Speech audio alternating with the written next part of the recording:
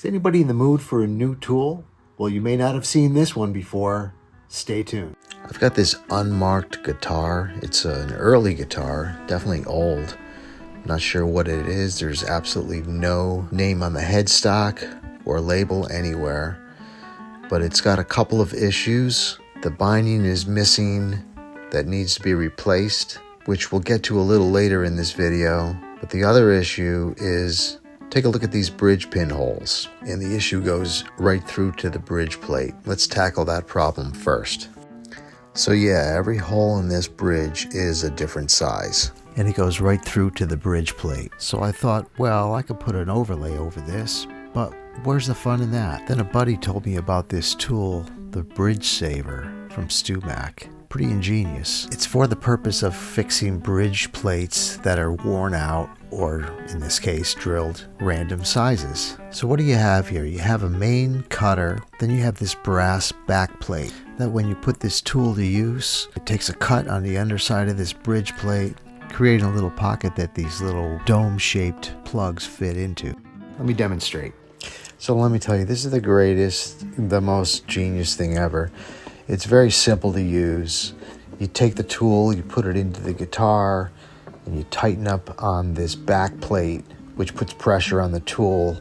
So when you rotate it, it takes a little cut on the underside of the bridge plate. This cutter has a stop on it as well, so that'll help get it in the right depth. So you put this on. This spins left-handed. You get that snug. And then this tool, you turn it to the right to take a little cut.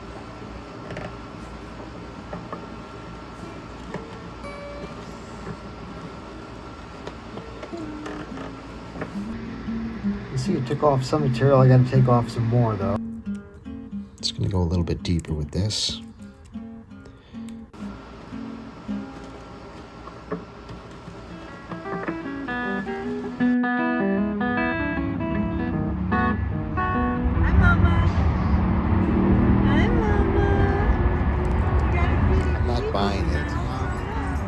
Buying that that's a mama.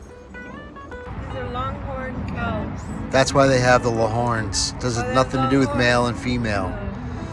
All right, there you go. That makes sense. Now I'm buying it. You feel it. Let's take a look, see if we can see what's going on.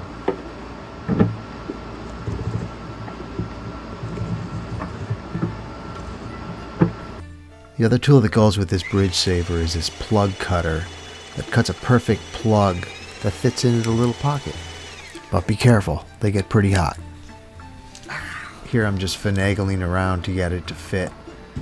You know, it's rare that things work out perfectly the first time you try them, but they worked out perfectly this first attempt. I'm going to show you this one more time. This is hole number 2. This is just a little better view.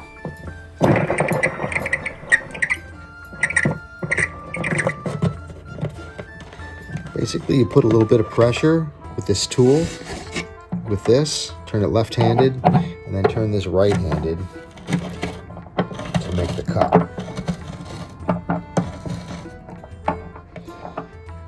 And then back it off a little, break the chip.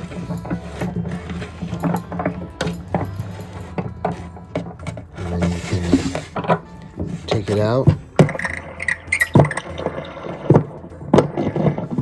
To the right depth now. Let's test it with a little plug.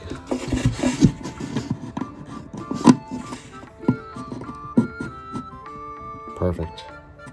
Okay, so I got 1, 3, and we do 5 hole, and then I'll glue these in place. And then I'm going to come back and do 2, 4, and 6.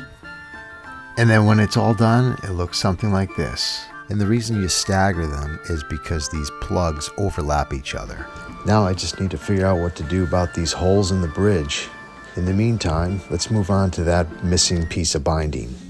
So I've got this piece of binding that seems to be about the right size. So the first thing I want to do is cut the ends of the existing binding square so I can fit the new piece of binding to it perfectly. It takes me a couple of tries to get both sides to line up and fit in there without any gap.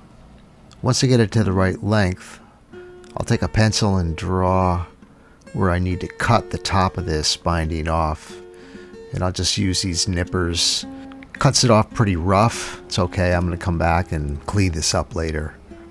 So I'm going to glue this binding in with a adhesive that is not very good for the finish. So I'm just masking it off to be careful.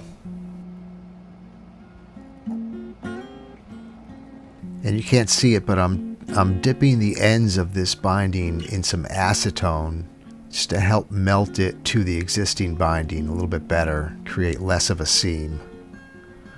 Now I just need to tape it in place and let that dry. Once it's dry, I take my block plane and remove a lot of the bulk off the top. And then with a sanding block, I'll fine tune the shape.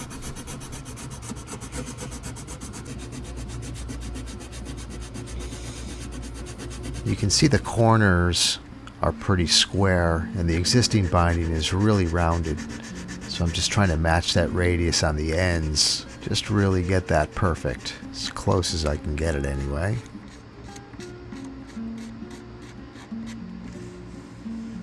And going with a finer grit to finish it off.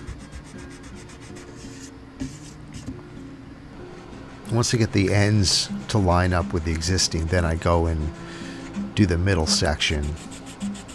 Now, a lot of people have been asking me what I use to tint the binding. It's really simple. I just take shellac and add some tints to it. I either use stain or some mix-all colorants. In this case, I went pretty light, and I thought I would sneak up on the color. I'm also taking this same shellac and putting a little bit on the top so I can feather it back. I'll wet sand that later.